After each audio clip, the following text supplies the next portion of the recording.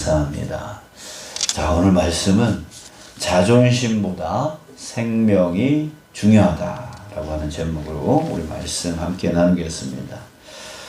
자, 오늘은 본문의 배경을 잠시 우리가 살펴봐야 되겠습니다. 자, 시드기야 왕이 바벨론을 배반하고 그 바벨론이 군사를 보내서 이제 다시 공격을 했는데 이것이 3차 바벨론 침공입니다. 자, 그 3차 바벨론 침공이 언제 일어났냐면 기원전 588년에서 586년에 일어납니다. 3년 정도 걸리는 건 3년 정도 걸렸는데요. 자, 그래서 586년에 이제 유다가 완전히 멸망을 당하게 되어집니다. 자, 오늘 본문의 이 시기를 보면 약 588년에서 587년 약 2년 정도 지나고 이제 586년에 그 4월 그러니까 멸망당하는 그때가 되기까지 한 1년 정도 남은 시기였습니다. 그러니까 지금 당할 대로 당한 거예요. 지금 힘들 대로 힘든 거예요. 그리고 하나님의 말씀대로 되어지는 것이 어느 정도 이제 드러나게 되어지는, 이제 우리 멸망했구나, 이제는 우리 끝났구나 라고 하는 것이 느껴지는 그런 시기였을 것이다, 이렇게 짐작을 합니다. 또 9절에서 우리 어제 함께 나눴던 에벤멜렉 있잖아요. 내심이어서 구스인이었던 에벤멜렉이 9절에서 이런 말을 했습니다. 예레미야를 구출하기 위해서 시드기야에게 한 말인데요. 그 말 중에 이런 말이 있어요. 성중에 떡이 떨어졌거늘, 이런 말이 있어요. 그러니까 성중에 먹을 것이 이제 다 떨어진 거예요. 그 당시에 전쟁은 어떤 전쟁이라고 했어요? 둘러쳐서 누구도 나오지 못하고 누구도 들어가지 못하게 만들어버린 거예요. 그래서 물과 음식이 다 떨어지게 만들어서 결국은 항복할 수밖에 없게끔 만드는 거죠. 지금 예루살렘은 난공불락의 높은 요새이기 때문에 이렇게 침략해서 들어오기가 너무나 힘든 곳이에요. 그래서 누구도 못 들어오는 거예요. 농사도 못 짓게 만들고 물도 못 들어가게 만들고 그다음에 음식도 제공하지 못하게 만들어 버리는 것이죠.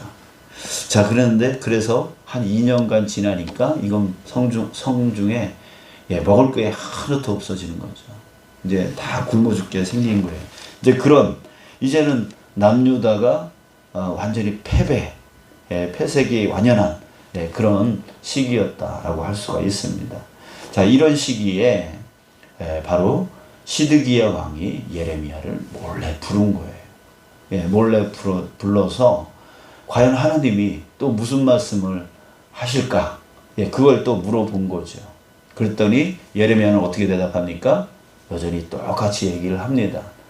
만약에 항복을 하면 목숨은, 생명은 건지고 이 성은 안전할 것인데 만약에 그것을 거절하고 항복하지 않는다면 이 유다는 멸망하고 말 것이다. 이 말을 동일하게 똑같이 하게 되어지는 것이죠. 자, 그럴 때에 시드기야가 어떻게 하겠어요? 지금 2년간 봤을 때 정말 성중에 먹을 것이 다 떨어질 정도로 이제는 완전히 이제 이 유다가 멸망하게 되어진 상태인데, 그래서 지금 시드기야 왕이 예레미야의 말을 들으려고 했던 이유는 뭐냐면 그 마음 안에 이제 하나님의 말씀이라도 붙들고 이제 순종하고 싶은 그런 마음이 되어지는 것이죠. 이제는 다른 방법이 없는 거예요. 사면초가인 거예요. 이게 어떻게 할 방법이 없는 거죠. 그래서 예레미야를 불러다가 하나님의 말씀을 듣고 그 말씀에 이제 순종하고 싶은 마음이 열린 것이죠. 자, 그런데 문제가 있습니다. 그럼에도 불구하고 이 시드기야 왕이 순종을 못합니다. 순종하고 싶은 마음이 있었지만 순종을 못해요. 자, 그 이유에 대해서 오늘 본문에서 말해주고 있는 거예요. 그 이유는 뭐냐면 시드기야 왕이 스스로 고백을 합니다. 두 가지의 두려움이 있다라고 하는 고백을 합니다. 첫 번째는 뭐냐면 19절에 보면 시드기야 왕이 예레미야에게 이르되 나는 갈대아인에게 항복한 유다인을 두려워하노라. 두려움이 있었어요. 뭐에 대한 두려움이냐면 갈대아인에게 그 바벨론 군대를 얘기합니다. 거기에 항복한 유다인을 두려워하노라 이렇게 말합니다.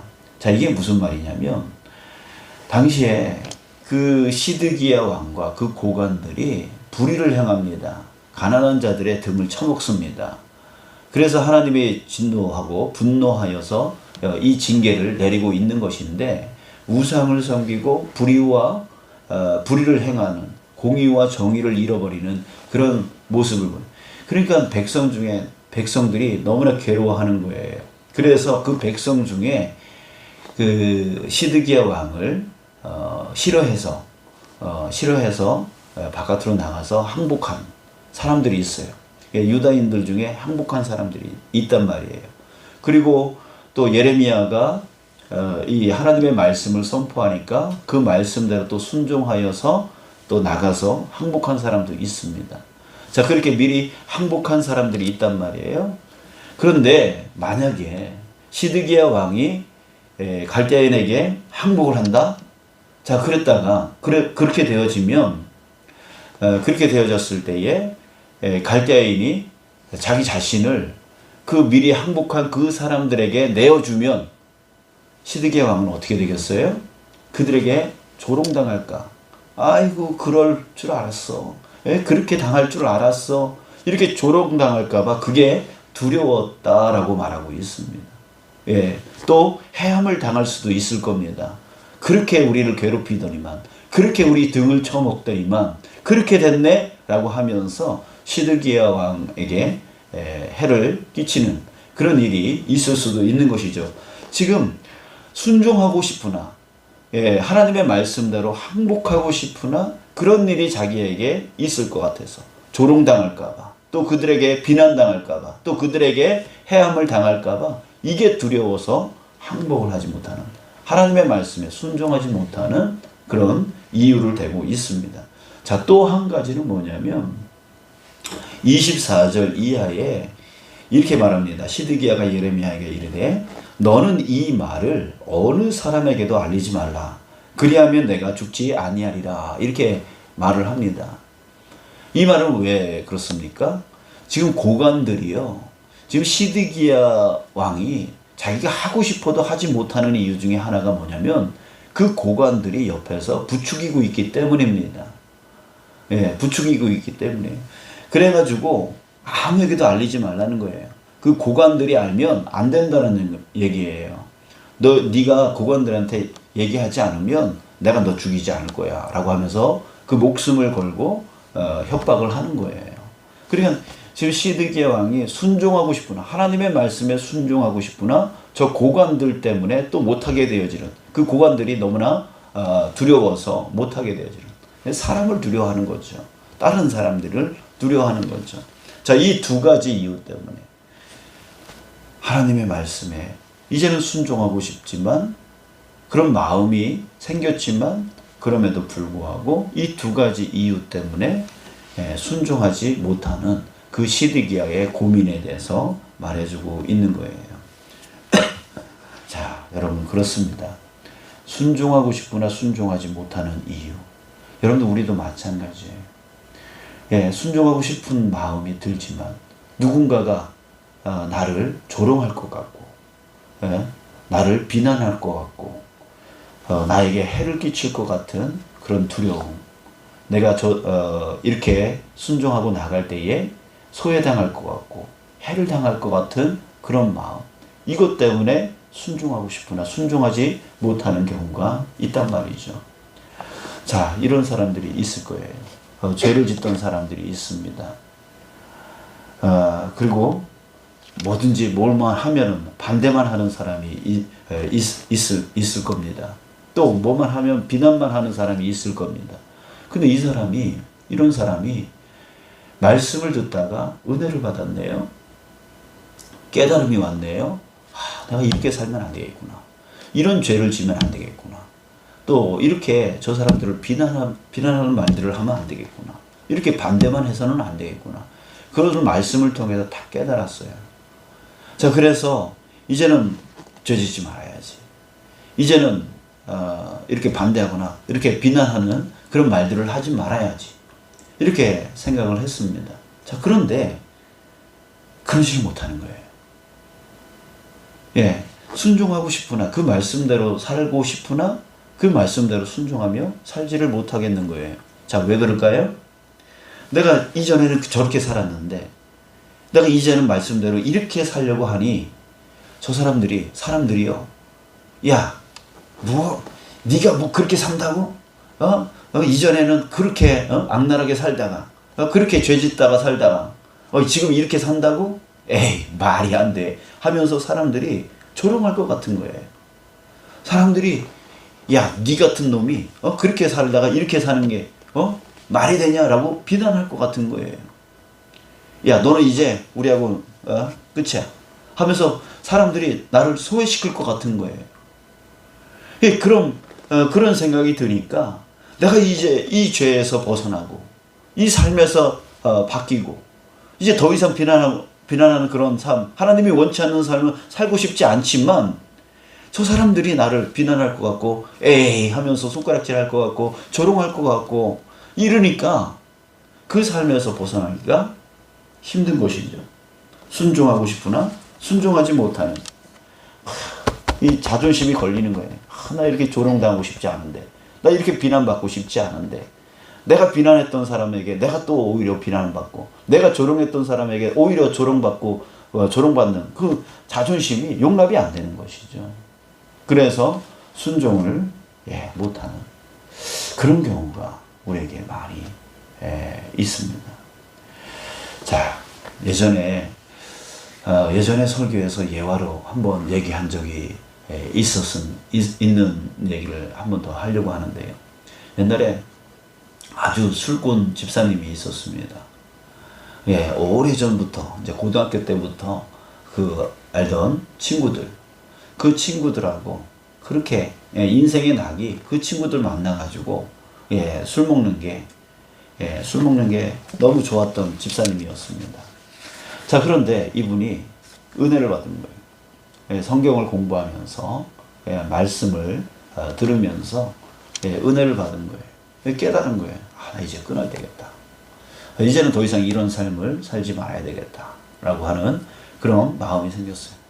근데 갈등이 생겼습니다. 순종하고 싶으나 순종하지 못할 이유들이 막 일어나게 되어지는 거예요. 바로 이전에 얘기했던 그런 이유였습니다. 그 친구들이 자기를 조롱할 것 같은 거예요. 야, 네가 우리를 술 먹였는데 네가 안 먹는다고?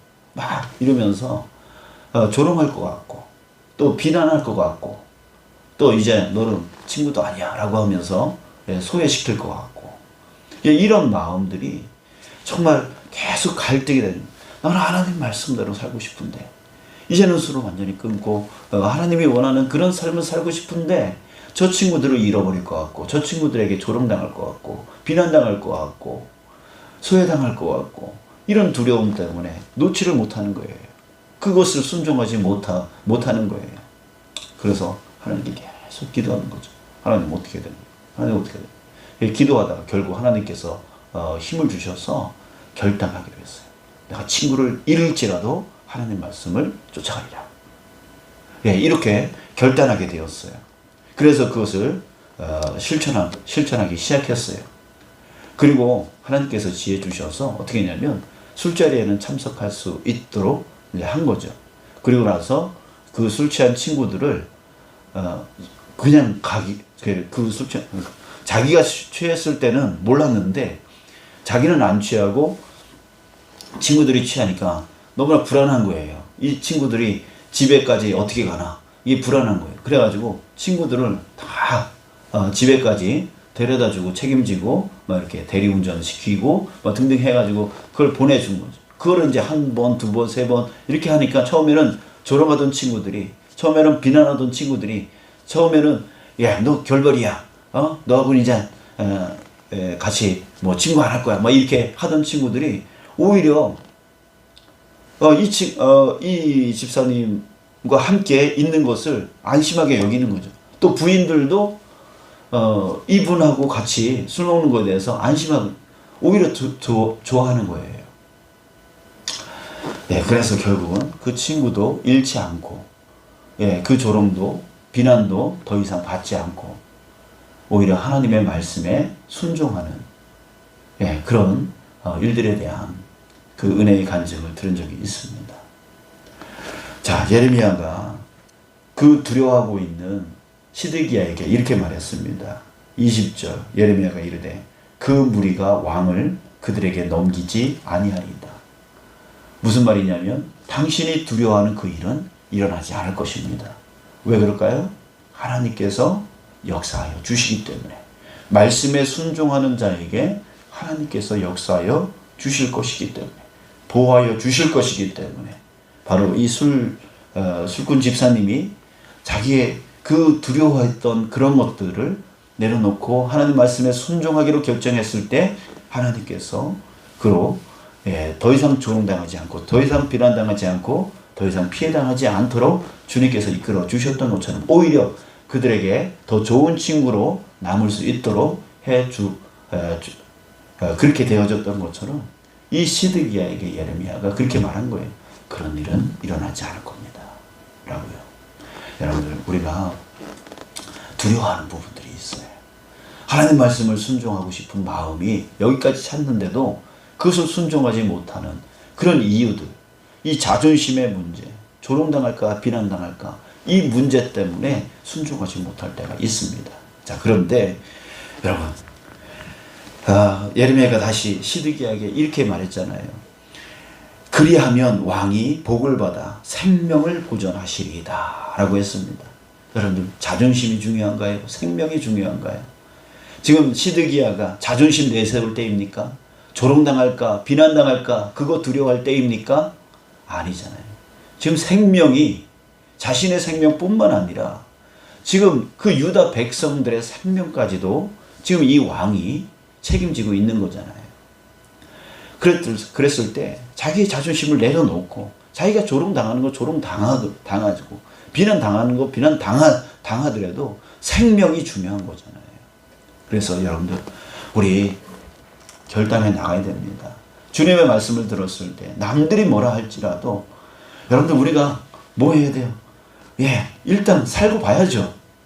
일단 생명을 구해야 되는 거예요. 우리에게 중요한 것은 바로 하나님께서 부어주시는 생명, 그것을 우리는 영원한 생명이라고, 영생이라고 하고 구원이라고 말하는 것입니다. 그 구원, 우리에게 중요한 거잖아요. 이 말씀의 순종함을 통하여 사람들에게는 조롱당하고 비난당할지 모르지만 우리에게는 무엇이 생기는 것입니까? 바로 영원한 생명, 바로 구원, 바로 천국이 우리에게 임하게 되어지는 것이에요. 여러분, 정말 자존심보다 중요한 것은 생명입니다. 여러분들, 우리 주님이 내 마음 안에 정말 말씀을 부어주시고 그 말씀이 내 안에서 깨달아졌다면 주변 사람들이 내 삶의 변화 때문에 조롱당하고 내 삶의 변화 때문에 비난당할지라도 그럼에도 불구하고 우리 순종해 나갈 수 있는 저와 여러분 되죠. 주님의 이름으로 축복합니다. 그래서 여러분 기도하기를 원합니다. 주님, 나에게 힘 주십시오. 주님 말씀대로 순종하여 나갈 수 있는 그 힘, 그 능력을 나에게 부어 주십시오. 그 힘은 바로 성령이라고 했습니다. 성령님, 내 안에 충만하여 주셔서 정말 내 가족 안에서 내가 이렇게 살다가 이렇게 당하는데, 예? 내가 이제부터는 아내를 도와서 설거지를 해야 되겠다. 전에는 남자가 무슨 부엌에 들어가냐, 거시기 다 떨어진다, 뭐 이런 소리 들어서 막 그렇게 주장했던 아빠가 이제는 하나님이, 예? 가족을 사랑하라고 했으니까 내가 아내를 위해서 내가 설거지 해줘야 되겠다. 근데 자식들이 조롱해요. 아빠, 전에는 말이야, 그렇게 말하는, 뭐 부엌에 들어가면 뭐가 떨어지느니 뭐니, 뭐 이렇게 얘기하던 분이 뭐 이제는 이렇게, 말이 안 돼, 뭐 이렇게 조롱하고, 또 얼마나 그렇게 할까 막 비난하고 뭐 이렇게 할지라도, 그게 창피하고 그게 자존심 상하는 일이라 할지라도 내가 주님의 말씀에 순종하리라. 주님의 말씀에 순종하리라. 예. 여러분들, 그 힘을 달라고 우리 기도했으면 좋겠어요. 예. 그 힘을 달라고. 우리 주님께 구하고 성령 충만케 해달라고. 능히 주님의 말씀대로 살아갈 수 있도록 도와달라고. 남들이 뭐라 할지라도, 네. 주님의 온전한 뜻을 쫓아나갈 수 있게 해달라고. 우리 오늘 그렇게 기도하고 힘없고 돌아가는 저와 여러분들 되시길 축복합니다. 그리고 나머지 인생 계속 그 힘을 얻어서 정말 주님이 말씀하시면 내가 창피해도 그 말씀대로 살아가리라. 예, 그렇게 우리 기도해 나갈 수 있는 저와 여러분들 되시길 축복합니다. 기도하겠습니다.